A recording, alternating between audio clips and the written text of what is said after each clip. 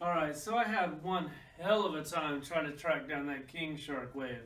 Not to mention I wanted two king sharks. So this time I just said screw it. I'm just going to pre-order these things, let the mailman do the work for me. Because this is actually, for DC Multiverse, this is a really solid set of toys. Like, I'm thinking, like, great character selection, characters that you've never gotten before, not a lot of repeats. It's really cool, except for this Batman. So this Batman, you basically just buy it to get a piece to build the rookie, which I already have a really nice rookie. But now apparently I'm going to have two, display one with the helmet on, one with the helmet off. The Batman kind of, to me, is just a waste. You got the Atom from the TV series. This is a character that I really want.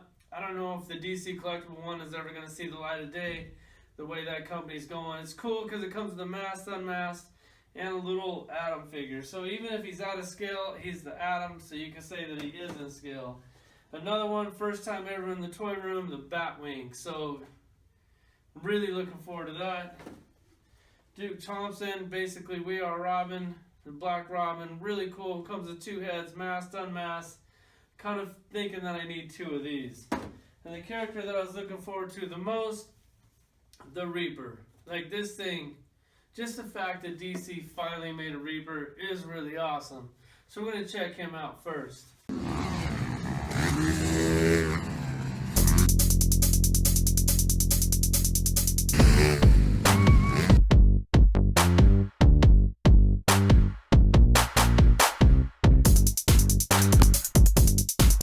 Alright, so here he is standing just a little bit above 6 inches tall, and I got pulled out an old Batman just kind of for a comparison.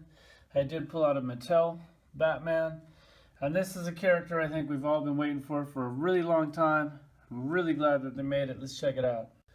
Alright, first off, he does come with two fisted hands. I just can't really see the point of using that when you have like this as an alternate hand. Like, I'm glad they came with them, but I don't see anybody out there using these. Maybe one, probably not. I mean, he's just so cool with the claws in there. It's kind of like a must. You just have to.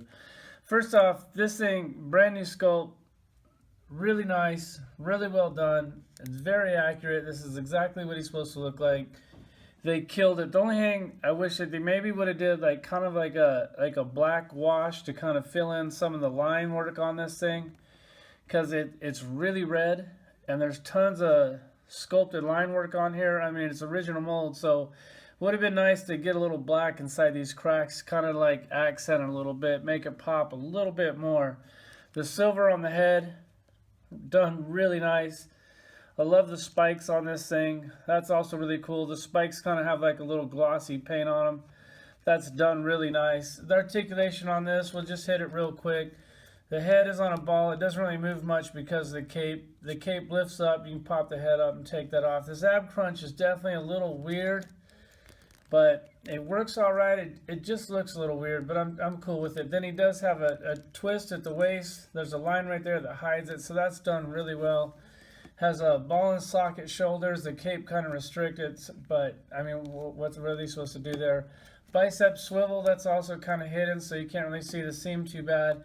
And then this is what I like, the single elbow, no pin in the elbow. Like, I wish more people were doing this. I don't know why they are. So here's the pin, and if you get like a Marvel Legends and you have two pins, if they do a double elbow. If they do a single elbow like this one, then it's usually just one pin.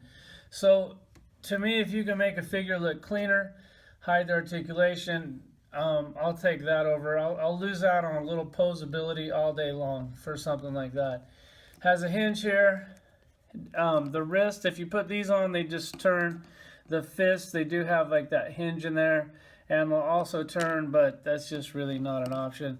The thigh joint on this thing is pretty clean. Like, it looks clean, and then you get tons of movement out of this thing. Like that, so that's really done well. I'm really digging that articulation. It's had the thigh cut, but it's low.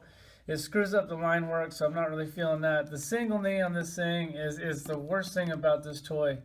You bend it, and I mean, that's not really an option. Like, you can't display it like that. That just looks horrible. So they need to figure out something a little bit better on that, but there is no pin on the knee, so I'm happy for that. On the ankle, it's just kind of on a hinge. They're really stiff. There's no ankle pivot.